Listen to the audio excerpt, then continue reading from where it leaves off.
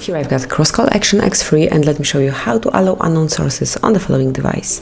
So at first, let's open the list of all applications, then find and select the settings. Here they are. Now locate and open security. Scroll down a bit, and here you'll notice Unknown Sources tab. If you would like to allow installation of apps from unknown sources, simply click on the switcher.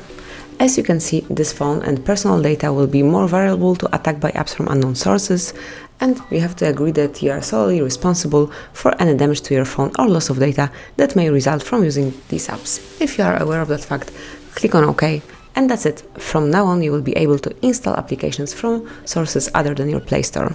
Then, if you'd like to switch it off, simply click on the same icon one more time, and now they are no longer active. So that's basically all. This is how you can allow unknown sources in your CROSSCALL. Thank you for watching. Please subscribe our channel and leave the thumbs up.